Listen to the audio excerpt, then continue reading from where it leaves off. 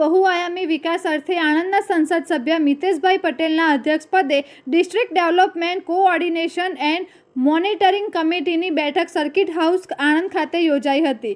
આ બેઠકમાં તાલુકાઓના જનપ્રતિનિધિઓ દ્વારા રોડ, રસ્તા, આંગણવાડી તથા શાળાના નવા ઓરડા, જળ વ્યવસ્થાપન, આરોગ્યલક્ષી સુવિધાઓના પ્રશ્નોની રજૂઆત કરી હતી। સંસદ સભ્ય મિતેશભાઈ પટેલે જનપ્રતિનિધિઓ દ્વારા તાલુકાઓમાં વિકાસલક્ષી પ્રશ્નોના હકારાત્મક નિકાલ કરવા જિલ્લા વહીવટી તંત્રના સંબંધિત વિભાગના અમલીકરણ અધિકારીઓને માર્ગદર્શન આપીને ઝડપથી પ્રશ્નો ઉકેલાય તે માટે પણ સૂચનો કર્યા હતા। આ ઉપરાંત સંસદે ભારત સરકારની વિવિધ યોજનાઓના લાભો આણંદ જિલ્લામાં છેવાડાના માનવી સુધી પહોંચે તે રીતે કામ કરવા અનુરોધ કર્યો હતો। બેઠકમાં જિલ્લા ગ્રામ્ય વિકાસ એજન્સીના નિયામક જેવી દેસાઈએ સ્વાગત કરીને બેઠકનું સંચાલન કર્યું હતું। આ બેઠકમાં બોરસદના ધારાસભ્ય અને વિધાનસભાના નાયબ મુખ્ય દંડક રમણભાઈ સોલંકી, જિલ્લા પંચાયત પ્રમુખ હસમુખભાઈ પટેલ, ધારાસભ્યો સર્વ યોગેશભાઈ પટેલ, કમલેશભાઈ પટેલ, ચિરાગ પટેલ, જિલ્લા વિકાસ અધિકારી મિલિંદ બાપના,